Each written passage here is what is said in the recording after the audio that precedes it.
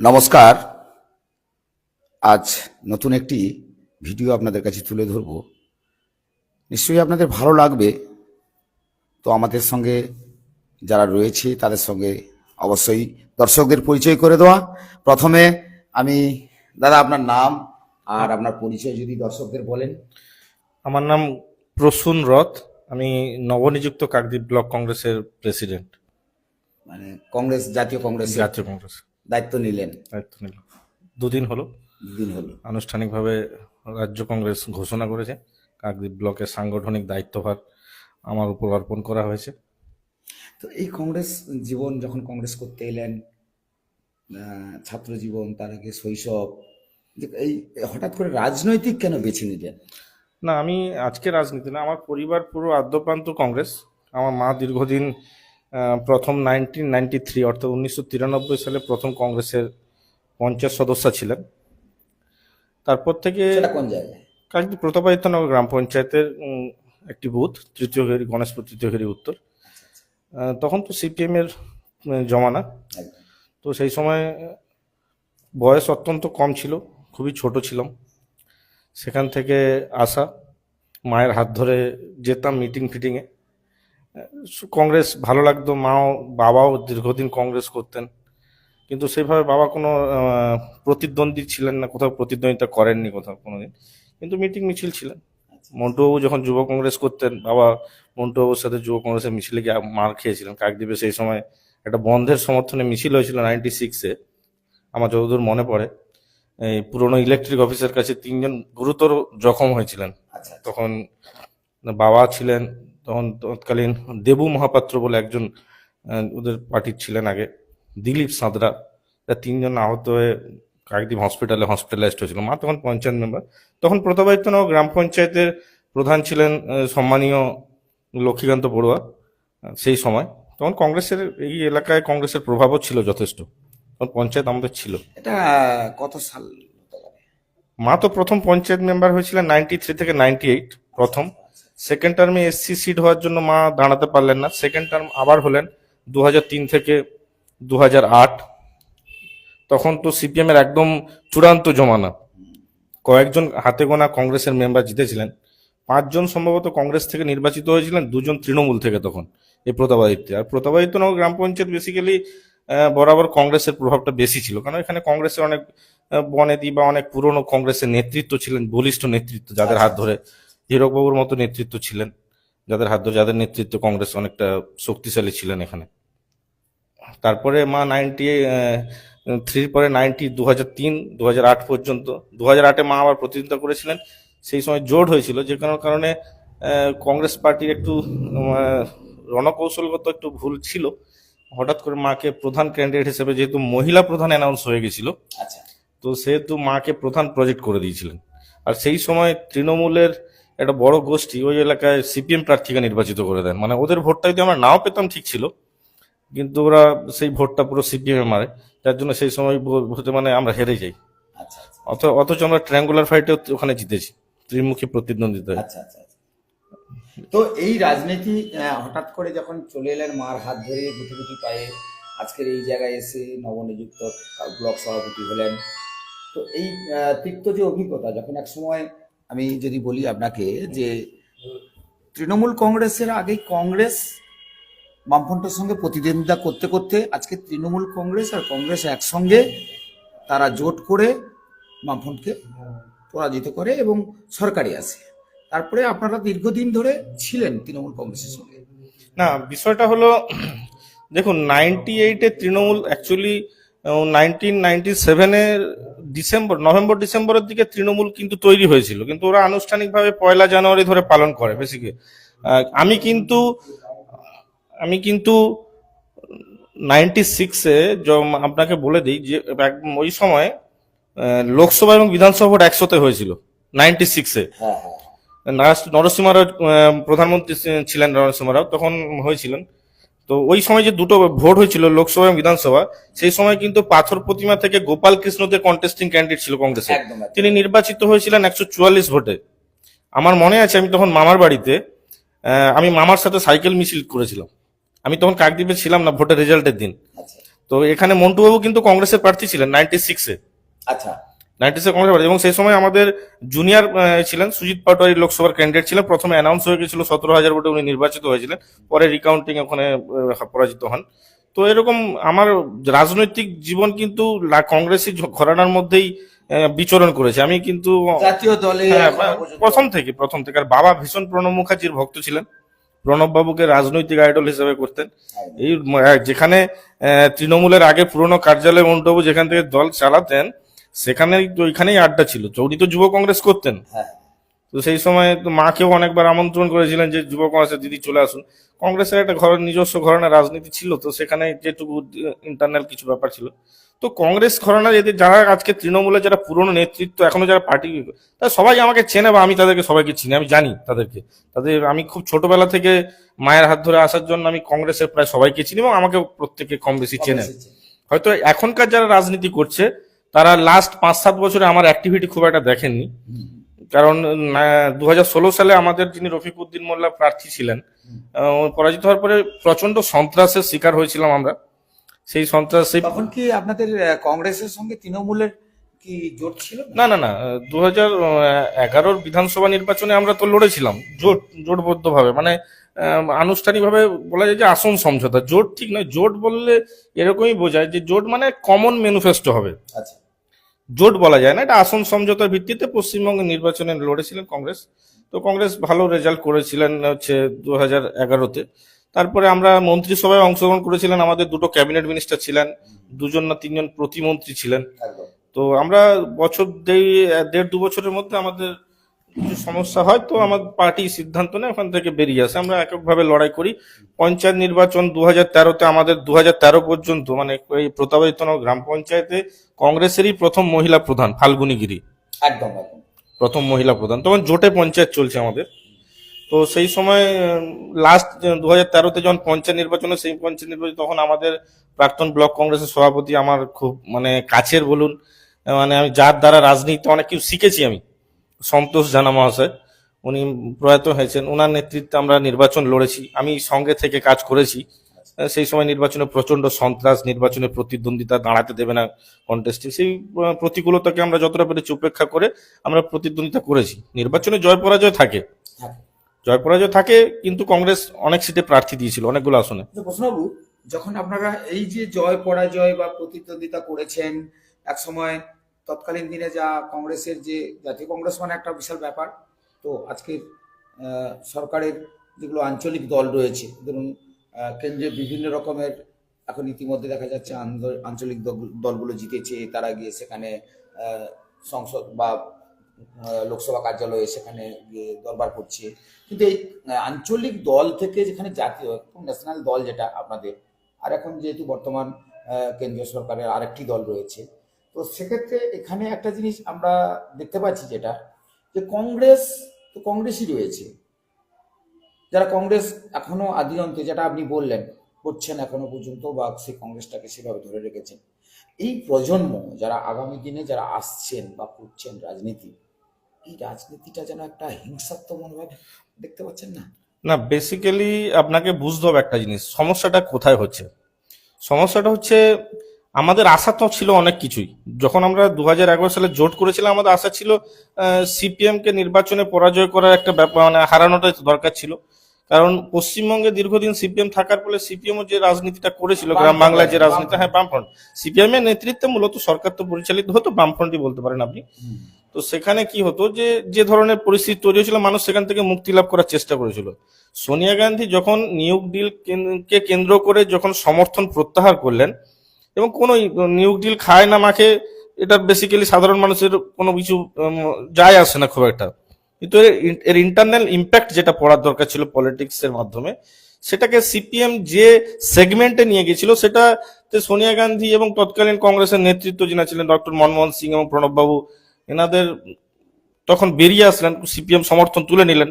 কিন্তু আপনার লোকসভার অধ্যক্ষ স্পিকার হিসেবে সোমনাথ চ্যাটার্জি থেকে গেলেন, যে নামি স্পিকার যেহেতু কনস্টিটিউশনাল একটা পদ, তিনি পার্টির সিদ্ধান্ত মেনে নিতে, পরে পার্টি থেকে বহিষ্কারও করেছিলেন। তো তারপর থেকে কংগ্রেস এবং তৃণমূলের কাছাকাছি আসা, একদম তারপর থেকে জোট হয়েছে, সেই জোটকে মান্যতা দিয়ে মানুষের মতামতকে প্রাধান্য দিয়ে কংগ্রেস অনেক স্যাক্রিফাইস করেছে। অনেক স্যাক্রিফাইস করে আমাদের নির্বাচিত এমএলএদেরকে আমরা সেই সমস্ত সিটে আমরা ত্যাগ পর্যন্ত করে দিয়েছি, দিয়ে সেখানে তৃণমূলের সাথে আসন সমঝোতা করে আমরা লড়েছি এবং নির্বাচনে ক্ষমতা দখল করেছি। এবং তখন এই কাকদ্বীপে 2011 সালে আমার যতদূর মনে পড়ে, আমি আপনাকে বলেছি, আমি সব থেকে জুনিয়র বক্তা ছিলাম চৌরাস্তার মোড়ে মন্টুরাম পাখিরার সমর্থনে, সব থেকে জুনিয়র বক্তা ছিলাম মানে আপনার কংগ্রেসের পক্ষ থেকে। মন্টুদার তখন জোট ছিল, তো আমি যেহেতু তখন যুব কংগ্রেসের নেতৃত্ব হিসেবে কাকদ্বীপ বিধানসভা যুব কংগ্রেসের ভাইস প্রেসিডেন্ট ছিলাম, আমি নির্বাচিত ভাইস প্রেসিডেন্ট। কংগ্রেসের সাংগঠনিক প্রক্রিয়ায় নির্বাচনের মাধ্যমে আমরা কিন্তু উঠে এসেছিলাম, তো সেখানে আমরা বক্তব্য রেখেছিলাম, ভোট দেওয়ার আবেদন করেছিলাম। কিন্তু তারপরে তৃণমূল ক্ষমতা আসার পরে একের পর এক স্ট্রিম রোলার কংগ্রেসের উপর চালায়।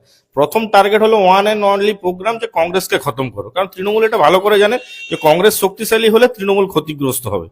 তো আপনাদের প্রথম রাজ্যে যখন নির্বাচন হয় তখন তো কংগ্রেসই ছিল, হ্যাঁ, পশ্চিমবাংলায় তো প্রথমেই তো কংগ্রেস ছিল।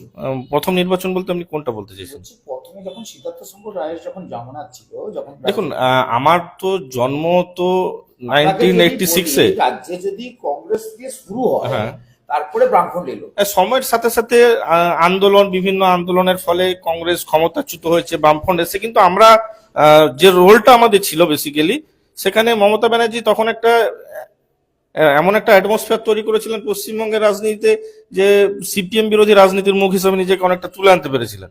সেখানে কংগ্রেসের কোনো নেতৃত্বের কিছু দুর্বলতা বা কিছু সমস্যা তো ছিল সেখানে, কিন্তু আমরা এটা ছিল না। কিন্তু তৃণমূল ক্ষমতায় আসা পর্যন্ত 11 সাল পর্যন্ত আপনাকে আমি বলি যে বুথে কোনো তৃণমূলের সংগঠন ছিল না কোথাও। আমাদের উপর ভর করেই কিন্তু মূলত ক্ষমতায় আসছে। হয়তো ভোট ছিল, তৃণমূল হয়তো একটা একটা বুথে তৃণমূলের ভোট হয়তো 200, কংগ্রেসের ভোট 100, কিন্তু তৃণমূলের কোনো নেতৃত্ব ছিল না। কংগ্রেসের কিন্তু 100 ভোট থাকলেও ওখানে কিন্তু কংগ্রেসের অর্গানাইজেশন ছিল, যে অর্গানাইজেশনটা মমতা ব্যানার্জিকে ক্ষমতায় আসার ক্ষেত্রে 2011 সালে বুথগুলোতে সহযোগিতা করেছে, যে আমাদের স্ট্র্যাটেজির উপর দাঁড়িয়ে আমাদের সাংগঠনিক ক্ষমতা তৃণমূলকে সাপোর্ট পাওয়ার জন্য তৃণমূল কিন্তু 2011 সালে ক্ষমতায় এসেছে। এটা তৃণমূল পার্টি কেন সাধারণ মানুষ অস্বীকার, যারা রাজনীতিতে সচেতন তারা এই বিষয়ে আমার সাথে একমত হবেন। আপনারা তো জাতীয় দল, আঞ্চলিক দলকে এতটা দিলেন কেন?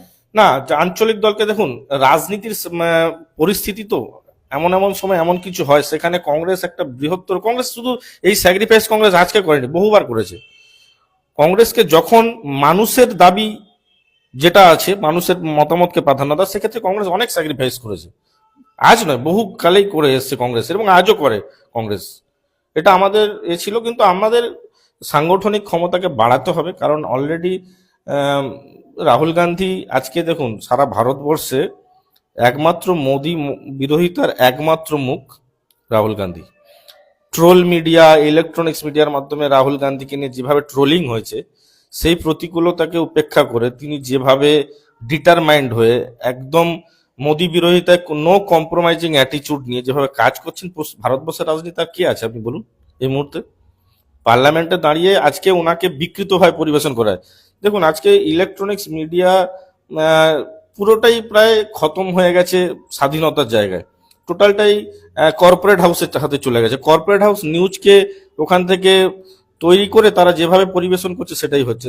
এই বৃহৎ ষড়যন্ত্র এবং চক্রান্তের বিরুদ্ধে রাহুল আপনি গান্ধী এগুলো জানলেন কখন? মানে এই যে না, আজকের দেখুন, আমি তো রাজনীতির ছাত্র, আমি রাজনীতির ছাত্র, আমি আজকে রাজনীতি করছি না, বলতে বলতে আমারও 20-21 বছর হয়ে গেল পলিটিক্সের সাথে ইনভলভ। আমি তো আজকের নয়, আমি তো এত এত সমাজ মাধ্যম ছিল না, এত নিউজ চ্যানেল ছিল না। আজকে সমাজ মাধ্যম আপনার হাতের কাছে যেটা পৌঁছে গেছে, আপনি জানতে হ্যাঁ, পারছেন। হ্যাঁ, আমার দেখুন, জানতে পারছি না। আমরা ছোটবেলা থেকে আমরা কি হয়েছে, আমাদেরকে বাড়িতে পেপার যেত, খবরের কাগজ। আমার বাড়িতে তখন প্রতিদিন পত্রিকা যেত, আজকাল যেত, কোনো কোনো সময় বর্তমান, কিন্তু আনন্দবাজারটা যেত। তো আমরা পড়তাম সোশ্যাল যে ব্যাপারগুলো, সামাজিক ব্যাপারগুলো সম্পর্কে আমরা অনেকটা বেশি অন্যান্য আজকের প্রজন্মের অনেক ছেলেদের থেকে আমরা অনেকটা বেশি সচেতন সেই সময় থাকতাম। মানে আজকের ছেলেরা এই বয়সে যেটা থাকে, আমরা ওই বয়সে অনেকটাই বেশি ছিলাম, কারণ একটা পলিটিক্যাল ঘরানা তো ছিল। একদম। আলাপ আলোচনা, মানুষ বাড়িতে যাতায়াত, মা যেহেতু পঞ্চায়েত মেম্বারের কাজটা খুব টাফ জব, মানে যারা পঞ্চায়েত, হ্যাঁ, মানে গ্রাসরুট লেভেলে সে বাড়ির বেড়া দেওয়া থেকে আরম্ভ করে বাড়ির কোথায় কারে, এগুলো ছোট ছোট বিষয় নিয়ে তো করে, আর ওরাই হচ্ছে মূল সংগঠনের মূল শক্তি। একদম। তো সেখান থেকে আমার শেখা, সেখান থেকে আসা যাওয়া, বাড়িতে অনেকেই আসতো যেতেন, অনেক নেতা নেত্রী এসছেন, সেই সব। অনেক সময় কথা হলো, আপনার সঙ্গে এটা বলি, কাকদ্বীপে যখন এই দায়িত্ব নিলেন, এখন এই মুহূর্তে কাকদ্বীপের ব্লক যুব কংগ্রেসের কেমন পরিস্থিতি? না, আমি যুব কংগ্রেস নয়, আমি কাকদ্বীপ ব্লক কংগ্রেসের দায়িত্ব। ব্লক কংগ্রেস। দেখুন, আমাদের সাংগঠনিক অবস্থা খুব ভালো যে আমি বলবো না। কংগ্রেসের লোক আছে, কংগ্রেসের শুভ চিন্তিত বা চিন্তা করার জন্য বহু লোক আছে, কংগ্রেস পার্টিকে ভালোবাসে না। আমরা রাস্তা দিয়ে হেঁটে গেলে আর যাই হোক, আমরা শূন্য হয়ে গেছি, আমাদের 10, 20টা 50টা যাই লোক থাকুক, আমাদের কিন্তু সম্মানটা আছে। রাস্তা দিয়ে যখন আমরা হেঁটে যাই, আমাদেরকে সেই সম্মানের চোখে মানুষ দেখে। আর আমরা রাজনৈতিকভাবে কি লড়াই, মানুষের জন্য কি দাবি দাবা আনতে পেরেছি বা আগামী দিনে কি পারবো সেটা সময় বলবে। কিন্তু আমাদের সততা নিয়ে, আমাদের রাজনৈতিক জ্ঞান নিয়ে বা রাজনৈতিক মানে যে ম্যানার্স যেটা আছে, সেই জায়গাগুলো আমরা কোনোদিন হারাইনি কারোর সাথে। আমরা সম্মান দিই। রাজনীতিতে রাজনৈতিক প্রতিপক্ষ থাকবে, আর প্রতিপক্ষ না থাকলে কি করবে? একটা খেলায় ময়দানে প্রতিপক্ষ থাকে না, আর বহুদলীয় গণতন্ত্র, একদম একদম। পক্ষ থাকবে, বিপক্ষ থাকে, বহু পক্ষ থাকবে। হ্যাঁ, কিন্তু যদি আমি ক্ষমতায় থাকি বা আমার দল ক্ষমতায় থাকে, তাহলে আমাকে যখন চেয়ার দেওয়া হয় অ্যাডমিনিস্ট্রেটিভ লেভেলে, আমাকে কিন্তু নিরপেক্ষ থাকতে হবে। এটা হলো গিয়ে মূল থিওরি, আমরা এটাই শিখেছি। আমাদেরকে সন্তোষবাবু পড়াতেন কনস্টিটিউশন, একদম। আমাদেরকে পড়াতেন পঞ্চায়েত আইন, হুম। এবং তার সাথে সাথে কিছু সোশ্যাল নলেজও তিনি বিল্ড করার চেষ্টা করতেন, যাতে একজন কমপ্লিট পলিটিক্যাল ওয়ার্কার তৈরি হয়। আমরা পড়াশোনা কোথা থেকে করলি? আমি অ্যাকচুয়ালি আমার স্কুলিং হচ্ছে কাকদ্বীপ প্রাইমারি, বিশ্বেশ্বর যে মঞ্চ যেটা কাকদ্বীপ প্রাইমারি প্রাথমিক, তারপরে এইচএস ওই সুন্দরবন আদর্শ বিদ্যা মন্দির। কলেজ জীবন আমি কমপ্লিট করিনি, আমি ইনকমপ্লিটই হয়ে গেছে আমার গ্র্যাজুয়েশন। আর তখন আমি কর্পোরেটে চলে গেছিলাম একটা কাজ ফাজ করতে, তো আমার গ্র্যাজুয়েশন ইনকমপ্লিটই হয়ে গেছে। সামনে 2026 সালের ভোট, কংগ্রেসের পক্ষ থেকে কাকদ্বীপ বিধানসভায় কোনো প্রার্থী দেবেন? দেখুন, নির্বাচনের এই ব্যাপারটার সাথে এখনো পর্যন্ত সাংগঠনিক স্তরে আমি সবে দায়িত্বভার গ্রহণ করেছি, আমার কাছে সেরকম কোনো নির্দেশ নেই। কংগ্রেস একলা চলো নীতি রাজ্য সভাপতি শুভঙ্কর সরকার মহাশয় অলরেডি ঘোষণা করে দিয়েছেন যে একলা চলো, এবং আমাদের প্রাক্তন সভাপতিও বলেছেন। এখন, তৃণমূলের সাথে তো জোটের প্রশ্ন আসবেই না কোনোভাবে। বিগত দিনে আমরা দুবার নির্বাচনে জোট করে লড়েছি। আহ, গত একবারে 2016-তে আমরা বামফ্রন্টের সাথে জোট করেছিলাম, জোট বলতে আসন সমঝোতা করেছিলাম, আর 2021-এ আমরা করেছিলাম। তো সেই হিসাবে কংগ্রেস প্রার্থী দেবে যতটুকু সাংগঠনিক ক্ষমতা আছে, এবং আমাদের যারা কর্মীরা আছে এবং আমাদের নেতৃত্ব যারা আছে, সকলের সাথে আমি কথা বলবো, দেখা করব। সকলের সহযোগিতা নিয়ে দলকে রাস্তায় নামানোটাই সব থেকে বড় চ্যালেঞ্জ।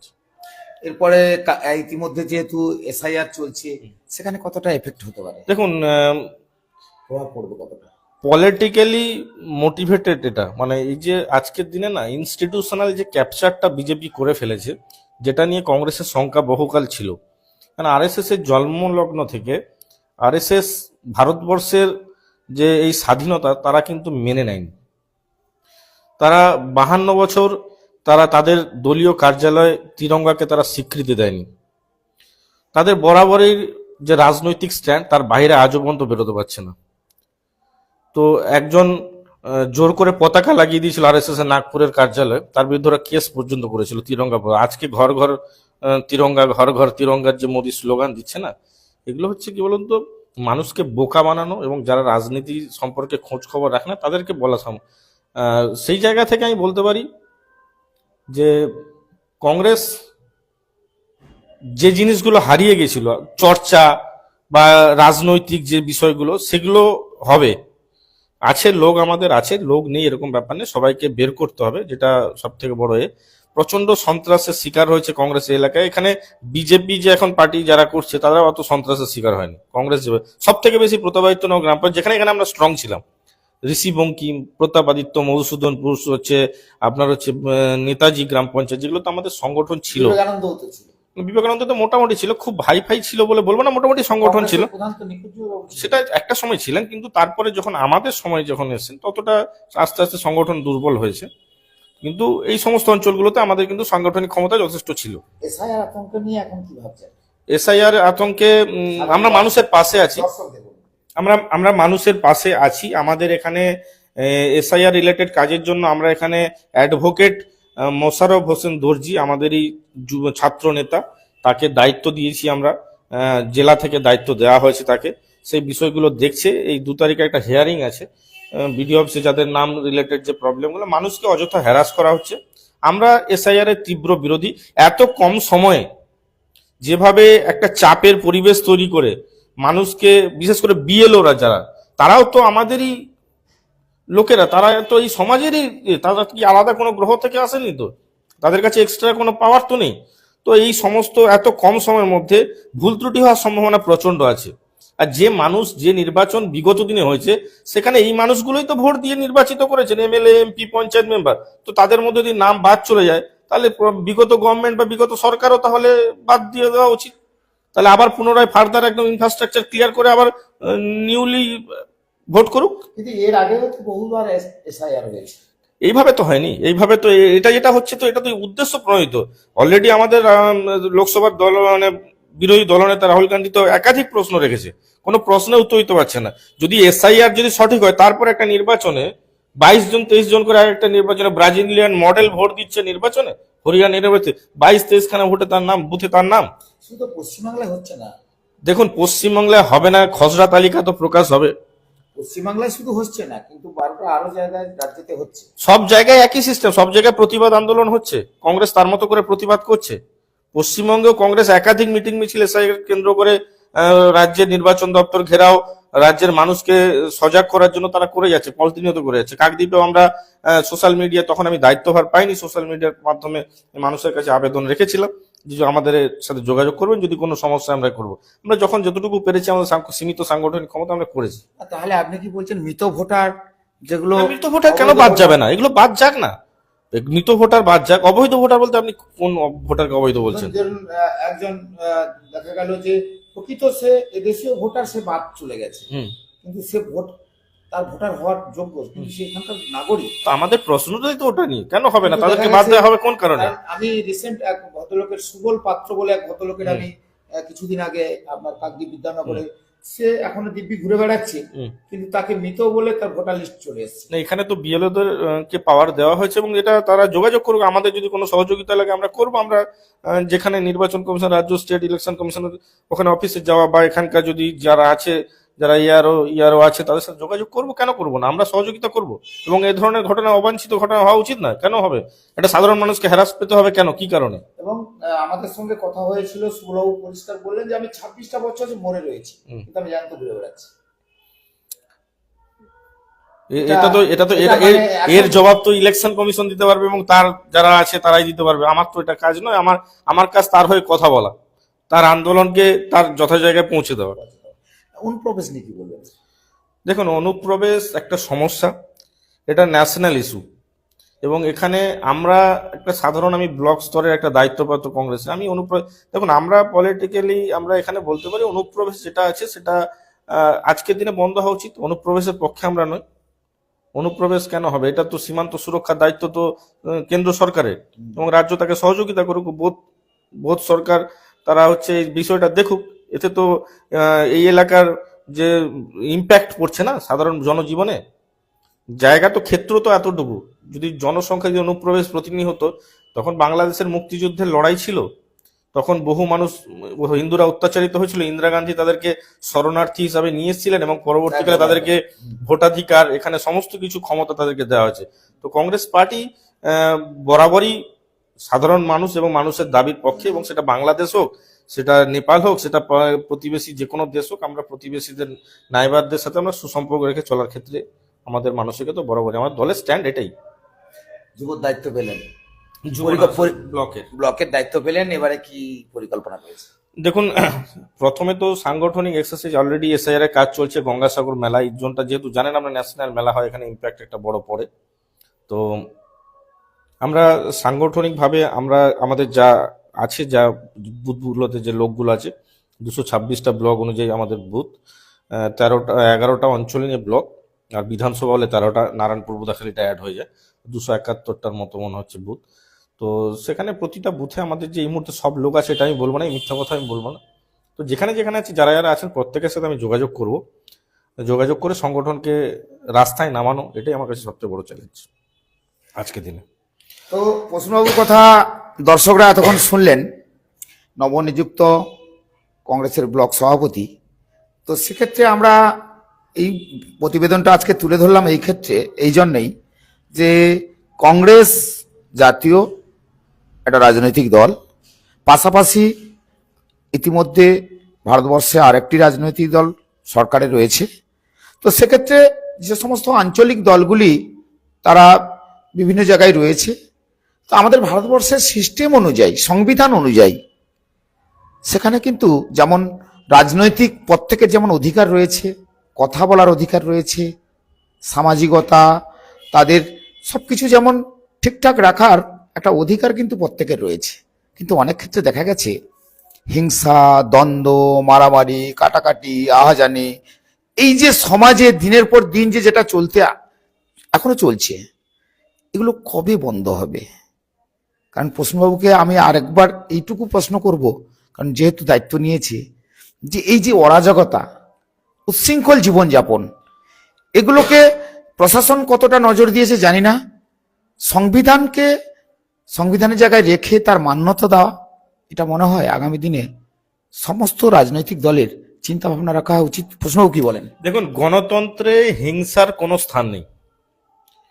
পশ্চিমবঙ্গে অভিনব কায়দায় বামফ্রন্টের সময় খানাকুল, গড়বেতা, আরামবাগ, পুরসুরা, গোঘাট এইসব কয়েকটা জায়গায় সন্ত্রাস হয়েছে। কাকদ্বীপ ব্লকের মধুসূদনপুরের মতো অঞ্চলে সন্ত্রাস হয়েছে। আপনার সূর্যনগরে হয়েছে, বাপুজির একটা পার্টে হয়েছে, কিন্তু ইন জেনারেলাইজড হয়নি। মানে আপনার প্রতাপাদিত্য টাউনের, যেটা হার্ট অফ কাকদ্বীপে হার্ট বলা হয়, হৃৎপিণ্ড, সেখানে সন্ত্রাস হয়নি। আপনি গত পঞ্চায়েত নির্বাচনে এখানে আমাদের প্রার্থী, আমরা ওই বুথে, এখানে যিনি প্রতাপাদিত্যের বর্তমান প্রধান আছেন, নির্বাচনে জিততে পারতেন না। ও তো ওখানে বুথ দখল করে ওখানে ভোটে জিতেছেন। আমরা তো কমপ্লেন করেছিলাম, আমাদের প্রার্থী জল ঢেলে দিয়েছিল হচ্ছে ব্যালট বক্সে। সেই ব্যালট পেপার খুলে তার সংবাদ মাধ্যমের মাধ্যমে সেই ঘুরে বেড়াচ্ছে। দুবার উনি এইভাবেই এখানে তৃণমূল ক্ষমতা দখল করেছে প্রতাপাদিত্যে, যেটা ছিল না কোনোদিন। এই রাজনীতি আবির্ভাব তৃণমূল হয়েছে। আর দেখুন, জমির উর্বরতা হারিয়ে গেলে না কোনোদিন ফসল ভালো হয় না। ছাত্র রাজনীতির আঙিনা খারাপ হয়ে গেছে। ছাত্র সমাজের কাজ কি? ডিবেট করা, কলেজে ডিসকাশন করা। একদম।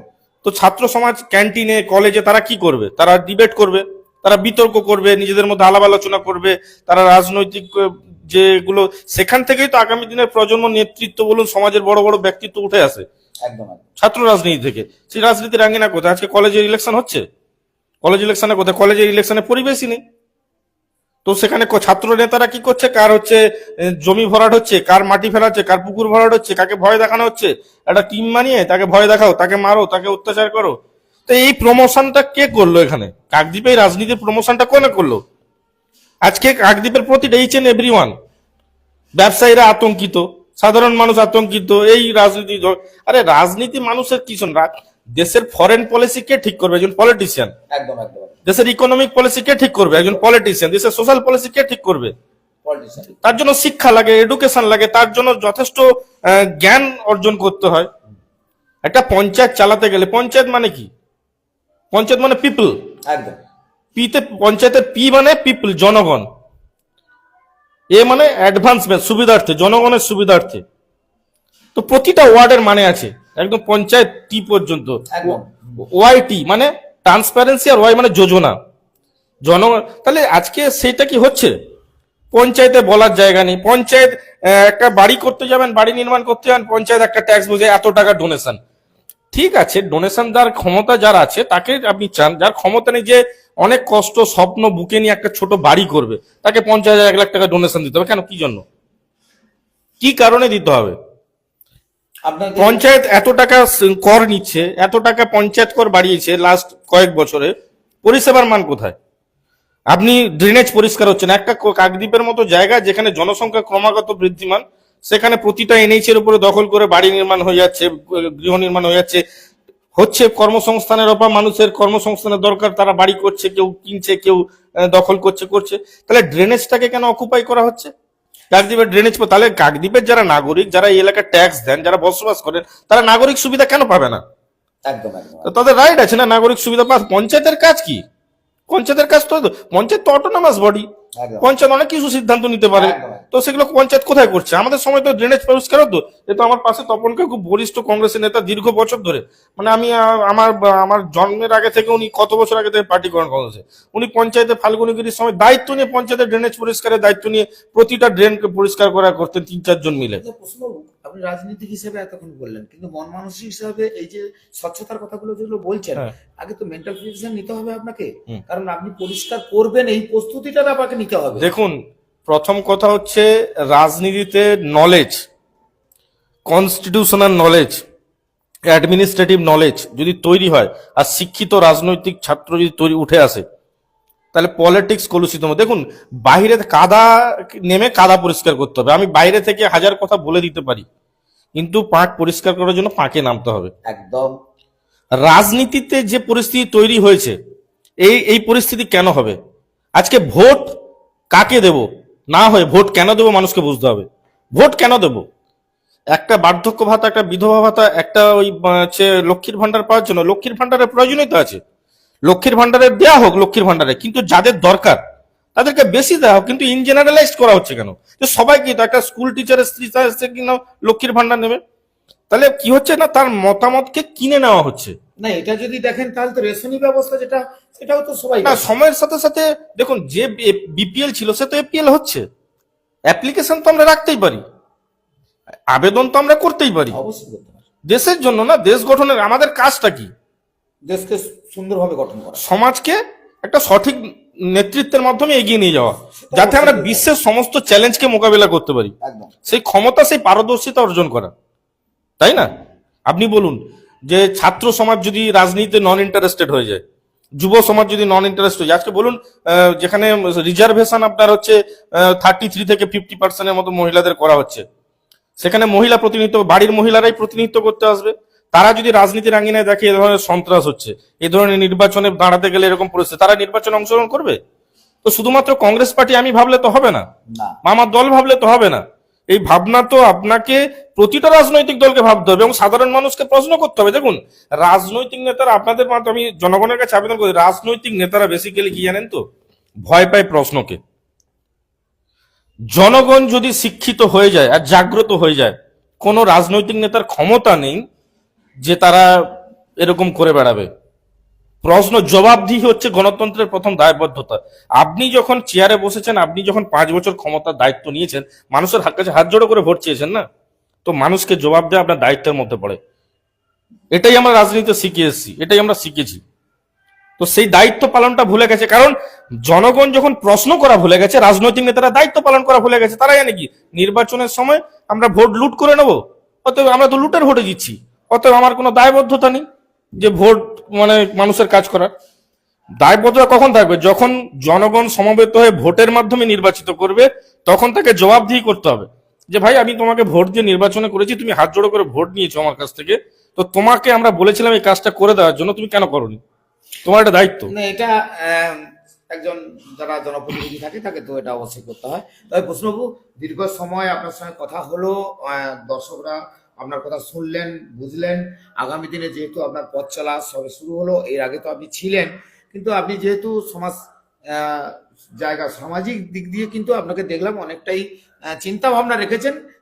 আগামী দিনে একটা পথ পাওয়ার পরে আমার মনে হয় আমি কাকদ্বীপের বিধানসভা, কাকদ্বীপ ব্লকের জনগণের কাছে আপনার চ্যানেলের মাধ্যমে আবেদন করতে চাই যে কংগ্রেস পার্টি মানুষকে জাগ্রত, মানুষকে সুশিক্ষিত নাগরিক হিসেবে দায়িত্ব পালনের জন্য আবেদন করছে।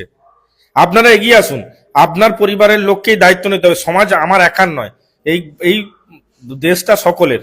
ভালো রাখার দায়িত্ব, সুস্থ রাখার দায়িত্ব আমাদের। আমরা যদি এগিয়ে না আসি, প্রত্যেকে কম বেশি দায়িত্ব না পালন করি, পরিবারের দায়িত্ব যেমন আমরা পালন করি, সামাজিকভাবেও আমাদের কিছু দায়িত্ব পালন করা। আমি রাজনীতি রাঙি না, রাজনীতি বলে কচ করে। দেখুন, দেশ তো গণতান্ত্রিক দেশ, রাজনীতি থাকবে। হ্যাঁ। আপনি নিরপেক্ষ নন, আপনি বলতে পারবেন না যে আমি কোনো দলকে সমর্থন, আপনি ভোট তো দিতে যান। একদম। তাহলে যদি আপনি বলেন যে আমি রাজনীতি করি না, তাহলে আপনি উইথড্র করে নিন ভোটার আইডেন্টি কার্ড, যে আমি গণতন্ত্রে অংশগ্রহণ করবো না। It is possible, not possible. তাহলে আপনি কাউকে না কাউকে ভোট দেন, আপনি নোটাকেও হয়তো দেন যে ভালো পছন্দ না হলে। তো আপনার অংশগ্রহণ, আপনার দায়বদ্ধতাও সমাজের প্রতি, এই দেশের প্রতি আছে। সেটা হলো গিয়ে আপনাকে সক্রিয় এবং সচেতন নাগরিক হতে হবে। আমরা প্রিয় দর্শক এতক্ষণ দেখলেন প্রসূনবাবুর কথাতে আমরা যা এতক্ষণে বুঝলাম, উনি তার ব্যক্তিগত মতামত কিন্তু আমাদের ক্যামেরার মুখোমুখি আজকের একদম জানিয়ে দিলেন যে আগামী দিনে পথ চলতে গেলে প্রত্যেকেই যে দরকার সেটা কিন্তু এতক্ষণ ধরেই ওনার সঙ্গে কথা হলো, আপনারা শুনলেন। আর এইরকম ভিডিও পেতে আপনাদেরকে কিন্তু অপেক্ষা করতে হবে আর দেখতে হবে গ্রামীণ কৃষি শিল্প সমাচার পেজে। সবাইকে বলবো আজকের মতন সবাই ভালো থাকবেন, সুস্থ থাকবেন। নমস্কার।